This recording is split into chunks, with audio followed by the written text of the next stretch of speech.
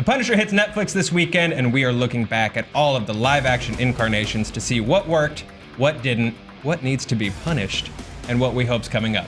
Joining me is an amazing panel of people. Danielle Radford, thanks for hanging out, dude. Thanks for having me. Markeia McCarty, thanks for being here. Oh, yeah. And our own Jay Washington. How you doing, buddy? I'm good. I'm happy to be here. Yeah? I got coffee and talking Punisher. So Well, look, guys, let's be frank. No. we're not gonna do that. No. We are not we're starting we're this cutting like and starting that. over. Okay, great. That's fine. That's fine. Guys, let's start where any good story should start. Murder. In the beginning. 1989, to be exact. The Punisher. Justice with a vengeance. In 1989's Punisher, starring Dolph Lundgren as Frank Castle. So guys, if you have, for one thing, if you hadn't seen 1989's Punisher, you should. You should definitely yourself. And then decide for yourself why you just watched this movie. So the film was given a worldwide theatrical release, except in the United States, which kind of would have been important, Sweden and South Africa. It was supposed to be released in the US in the summer of '89, but financial issues with the distributor led it to be released on DirecTV. Marvel had a ton of issues like that back in the day with Captain America, that Nick Fury movie. It was all straight to TV. So this movie generally trashed for kind of cheesy effects, the acting, the fight acting. choreography, and of course Dolph Lundgren not wearing the Punisher armor. He never wore it. No, he he never didn't. wore it at all. No, he didn't do any of that. The only skulls that he had like these knives, And that which was it. had little Oh, yeah. skulls like on the handle of the knife, and that was how you knew it was a Punisher knife. So he bought some Hot Topic knives and did some stabbing. Just in bulk while he lived in the sewer, very naked meditating, just a lot of naked meditation. Went to a shop around and was like, let me get 12 of those. And a lot of Yes, reused please. shots. One of my favorite parts of Punisher '89, how many times they reuse different shots. So I've known you for a long time, and one of the things I know about you is that this is, if someone has questions about Punisher '89, they come to Danielle Oh, Radford. that's gonna be me. That's absolutely you. So yeah, take us down the rabbit hole that is '89. Ooh, okay, so Dolph Lundgren's in it, looking at his absolute best, by the way. Like, we are at peak Dolph Lundgren. More so than He-Man? Yeah. Yeah. Wow. I mean, Yeah, he, looks, yeah, he, a looks, little bit more. he looks good when he's naked and sweating and meditating in the sewer. And like I dirty mean, and like ain't showered or nothing. And he has obviously the dyed black hair. This weird kind of George Michael colored in contoured beard. Nice. They also contoured part of his ear, which is very weird. And he's doing very angular, you know. Yeah, and he's doing Stallone voice. Yes, and he he is. drops it in parts, and there's a lot of ADR, so you almost wonder if he was using like a different voice, and at certain parts they were like, nah, just go full Stallone. Every day the children of God is going to cost you money. What does it mean to punish? And so it's him going up against obviously the mob and the Yakuza, which those scenes are great. So the boss of the Yakuza she is amazing. You She's were in great. it for her from like minute one. Okay. And it goes from, because it is very, just like any Punisher movie, a lot of hyperviolence. When you talk about cheesy effects, it's things like, you can tell that someone put a knife on a string and then put it up against a black background and did a close-up, and it just follows the knife as it goes down. And then all of a sudden it cuts to where it was clearly already in someone's throat, and they're like, ah! Like things like that. There are a lot of unnecessary explosions, considering this story really at the end winds up being about the Yakuza kidnapping a bunch of mob children, like mob-related children, and then Frank Castle has to go and Pied Piper them out of like this slavery ring. Okay. And he I throws, forgot about the premise of the movie. and No, he that throws was- them like was into a not- bus. And so at a certain point it becomes, there are way too many explosions for ultimately this is just a story about a man discovering that kids are cool or whatever. Okay, so Yeah, kind that- of some Beyond Thunderdome. Yeah, well, that he punishes the guilty, but children are innocent, even the children of the bad guys. So therefore, he's going to punish the bad guys that took the bad guys' children. Yes. There's no that sins made of the total father. sense. Got it. There's Okay. no sins of the father. No sins of the father. Yeah. Something with that Punisher though. I mean, because Punisher isn't just Punisher. I mean, he's also his supporting cast. You know, his homeboys. What was with his homeboy? Was that Microchip the one that only spoke in rhyme? In rhyming couplets. Yeah. That is that guy. Oh, I was yeah. like, what? That guy's the only thing I remember from the movie. Oh, the very drunk Brit Yeah. Where he Oh, was like, man. at one point, to lure him into talking to him, because this Brit is in a bar and he gets thrown out. He looks just like House, by the way. He lures him. Oh, God, he does. With Yeah. just What if it was Hugh a, Laurie? I wish. I In my head, I remember it. I've always remembered it being John Hurt. I know that it's not. I know that it's not. It's not. But Yeah, so now he- it is in my head now. he has like a little RC car with a bottle of brown in it that he uses to lure him from like part of the bar into the alley to talk to him. And then that guy kind of has his own weird redemption arc. Lou Gossett Jr. is in it doing his best Danny Glover. Good. Oh, right. As he should be. Yeah, Right, just like, right. let me in. There's a scene where Frank gets arrested and Lou Gossett Jr. used to be his partner. And he's like, they were my family too. They were my family too. Right, they were my family too.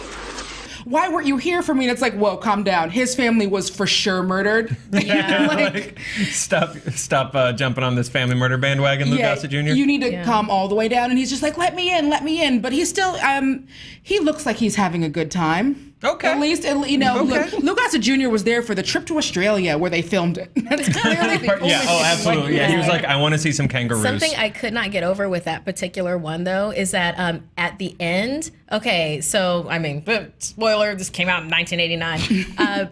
At the end, like, the Punisher kills the bad guy, saves the kid, but the bad guy is the kid's father. So then the kid picks up the gun, you know, because, like, he just saw his dad get killed in front of him. And Punisher puts the gun to his head and is like, do it. Just do it. I'm like, you just orphaned this child. And it's like, what are you doing? What is this? Yeah, so Just do it. Do it. Jay Washington, Yes. does this movie work? And if not, why not?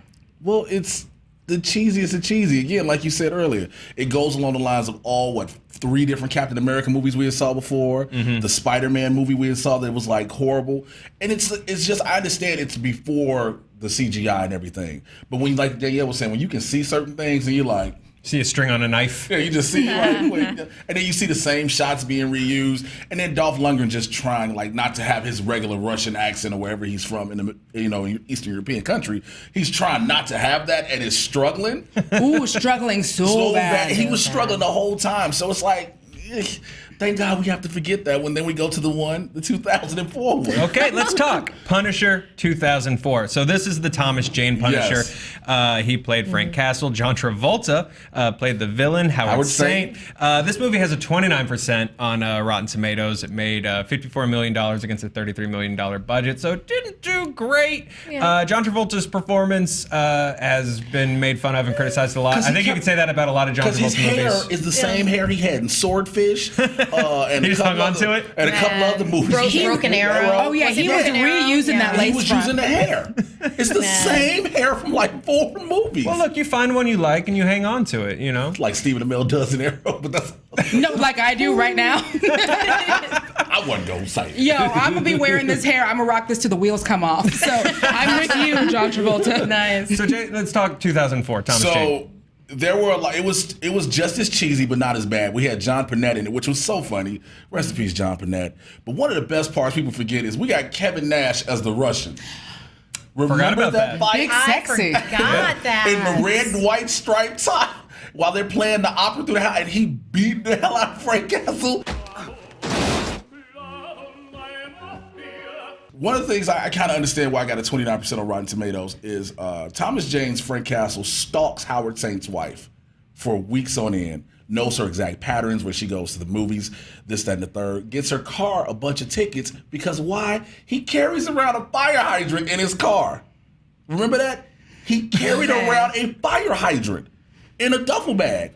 Who does that? Thomas Jane's the Punisher. Yeah, that Punisher does it. So I mean, people, what worked about Thomas Jane as Punisher? Because he had that revisited it in the attitude. short film. He had that People attitude. really liked him. He was a really good Punisher. He was his attitude was the Frank Castle. The movie, Right.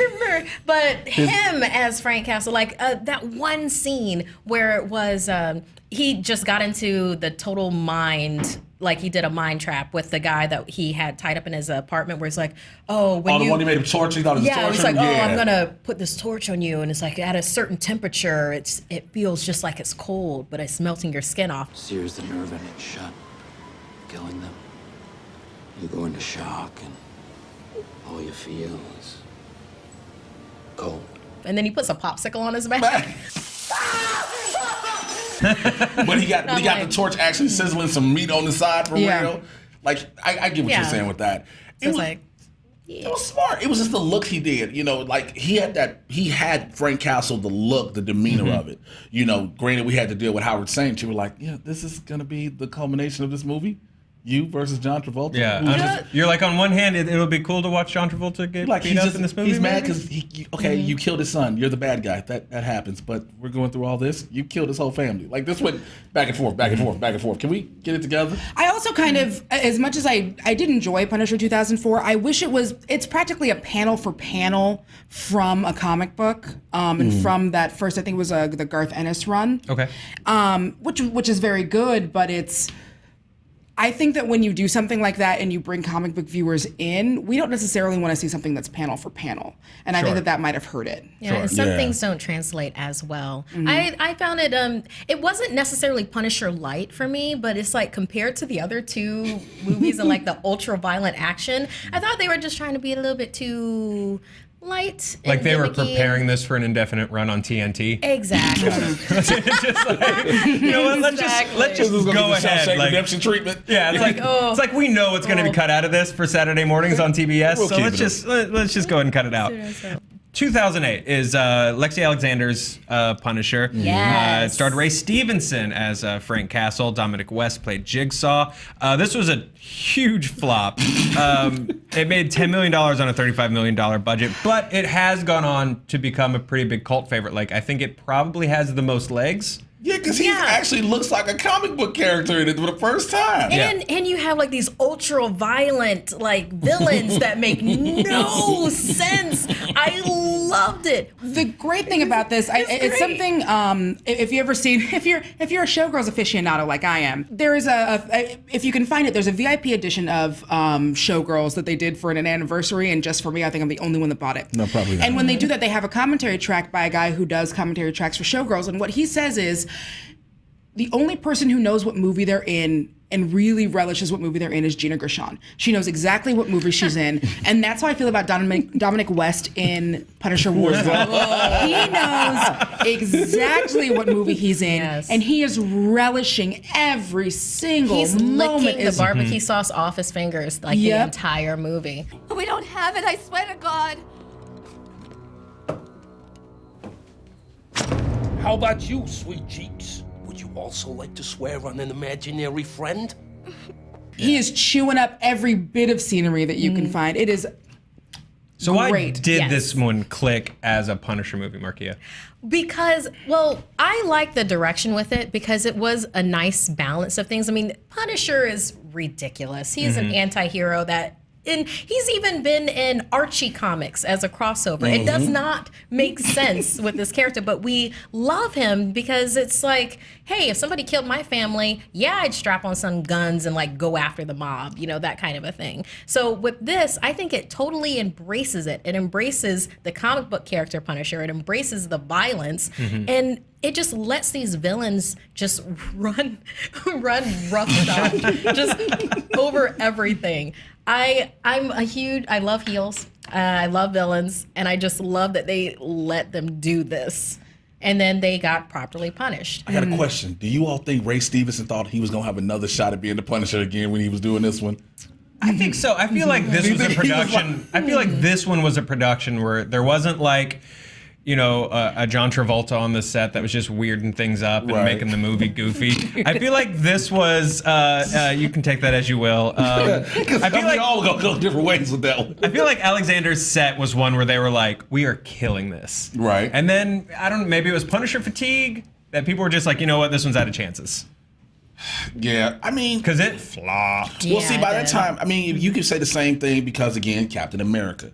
I have to go back to that because we had 3 direct-to-TV movies where Steve Rogers had the most flimsy fabric mask with the wings. And then we finally get Captain America, the first Avenger. And then you think people are like, I don't want to do this. Then we get Tommy Lee Jones, Hugo Weaving, all of this great cast, Chris Evans. And you're like, oh. So with Punisher Warzone, I guess it was just a look like we finally got the suit. We got the suit, but in exchange for a huge marketable star. Yeah, that's it. We just got the suit. You know, something with it, I think probably one of the things that didn't help it is that 2008 Punisher Warzone is so 90s. Like, it embraces everything that was like 90s action movies. Yeah. But in 2008, So it feels a little weird.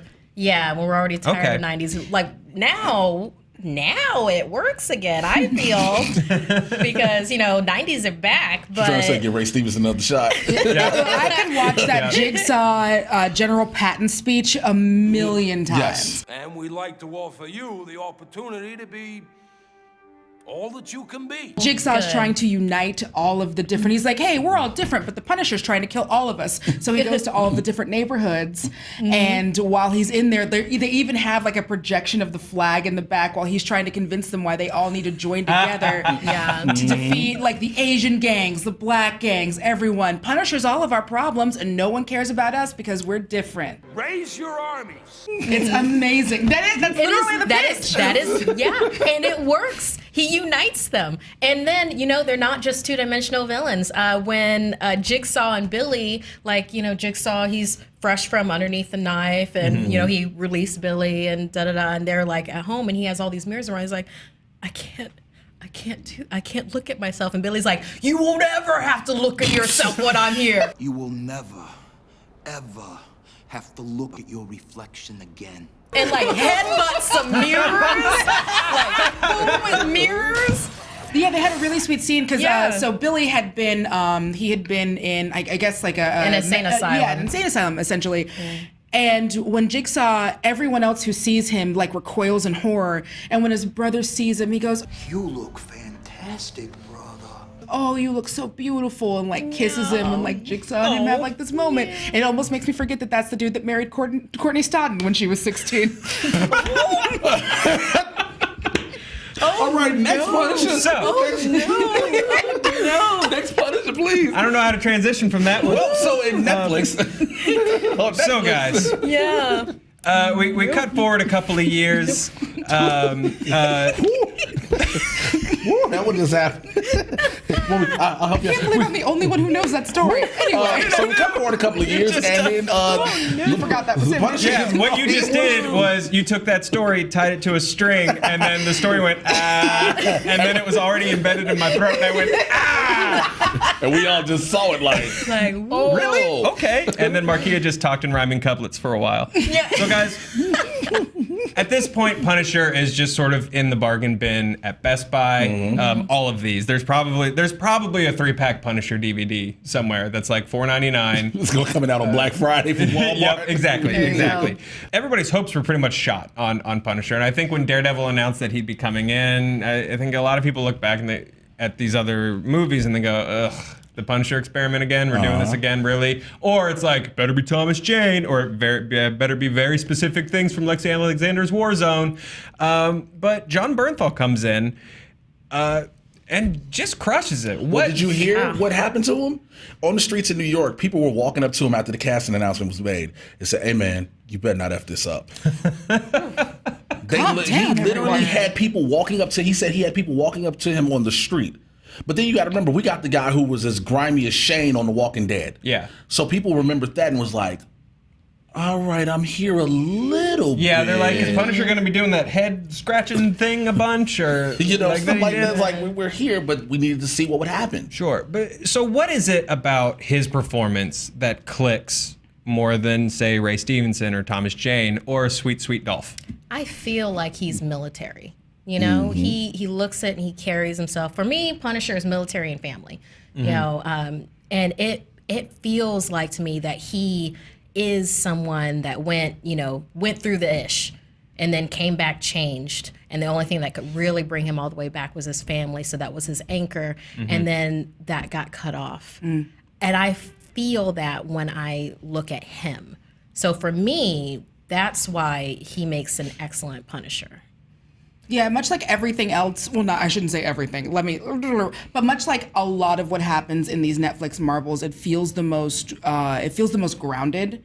Like Punisher, it's very easy to turn that into a cartoon. Literally, put him in Archie or any, but for one thing, I think that he's just such a good actor. Yeah. That like I believe him. I believe him as a guy who is dealing with PTSD and other issues. And also I think it helps that in this version they touch on it in other versions about like, well, when you punish, you're only punishing yourself or whatever. Yeah. But I felt very much like in Daredevil season 2, they spent a lot of time dealing with, it's obviously about his family, but it's also the aftermath of the things that he's seen. And I feel like that is a very important, if you're gonna go like real Punisher, you have to get into that. Yeah. Yeah, I it's think like that graveyard scene. Last time I shared beholding a lifeless body in my arms. Yes. Oh, You that was cannot good. watch that graveyard scene and not tell me that this isn't the Punisher that we've been waiting for. Yeah. I feel like there's a lot of groundwork you have to build to earn the Punisher because there's Spider-Man is the everyman. You can look at him and be like, oh, young kid makes good. Anybody could be Spider-Man, but there's more of like a jump to make for what the Punisher is. Yeah, and you can do that in Daredevil. Because aside the heightened level of senses, it's a very grounded show. It's grounded in reality in a sense. Beside the fact that a blind ninja. But look at it, it's just grimy and gritty and it's grounded. And it's already dealing with themes like guilt. Everything, it's already dealing with that. And so you put a Frank Castle in this situation, again, when we bring up the PTSD and losing his family, every time you see him going, one batch, two batch, penny and dime. Here I come. Thinking about his kids before he kills a bunch of people. That's his PTSD and him being grounded in reality, knowing what he's about to do. And it worked in that setting because also Daredevil is so dark. It's not light like Luke Cage or Jessica Jones to an extent, or even Iron Fist. It's dark. It's real dark. And I think you need a performer, like we've been talking about, you look at Jon Bernthal and you believe it. You need a solid actor that can sort of take you on that journey, because that's not necessarily like an easy journey as a viewer to make, because that's easily a character where you'd be like, no, I'm good, I don't agree, I'm good. But I think it speaks to the caliber of the performance that this guy can sort of take you on that journey. There's something that Marvel Netflix has been really good about in showing us the dark side of Marvel, like with Jessica Jones, just a psychological trip. I mean, it's about emotional manipulation and gaslighting and everything like that, and it's horrific. It's its own kind of PTSD. And then we're getting this side of Marvel where it's like, he's so R-rated. This is so ultra violent. I mean, Warzone has a scene where Frank Castle just punches someone in the face and his fist goes through their head.